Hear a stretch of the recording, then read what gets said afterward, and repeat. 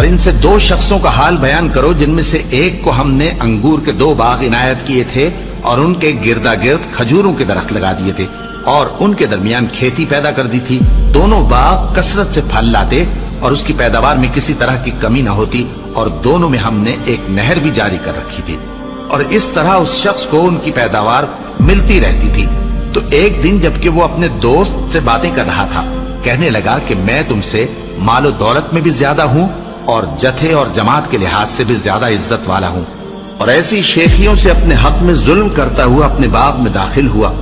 کہنے لگا کہ میں نہیں خیال کرتا کہ یہ باغ کبھی تباہ ہو اور نہ خیال کرتا ہوں کہ قیامت برپا ہو، اور اگر میں اپنے پروردگار کی طرف لوٹایا بھی جاؤں تو وہاں ضرور اس سے اچھی جگہ پاؤں گا. تو اس کا دوست جو اس سے گفتگو کر رہا تھا کہنے لگا کہ کیا تم اس ذات سے کفر کرتے ہو جس نے تم کو مٹی سے پیدا کیا، پھر نطفے سے، پھر تمہیں پورا آدمی بنایا؟ مگر میں تو یہ کہتا ہوں کہ اللہ ہی میرا پروردگار ہے اور میں اپنے پروردگار کے ساتھ کسی کو شریک نہیں کرتا. اور جب تم اپنے باغ میں داخل ہوئے تو تم نے ما شاء اللہ لا قوت الا باللہ کیوں نہ کہا؟ اگر تم مجھے مال و اولاد میں اپنے سے کمتر دیکھتے ہو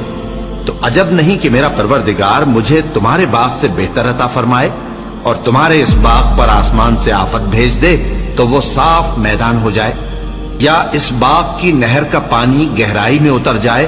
تو پھر تم اسے تلاش نہ کر سکو، اور اس کے میووں کو عذاب نے آ گھیرا اور وہ اپنی چھتریوں پر گر کر رہ گیا. تو جو مال اس نے اس پر خرچ کیا تھا اس پر حسرت سے ہاتھ ملنے لگا اور کہنے لگا کہ کاش میں اپنے پروردگار کے ساتھ کسی کو شریک نہ بناتا. اس وقت اللہ کے سوا کوئی جماعت اس کی مددگار نہ ہوئی اور نہ وہ بدلہ لے سکا.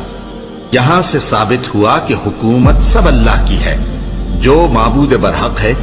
وہی بہترین ثواب عطا کرنے والا اور بہترین انجام لانے والا ہے.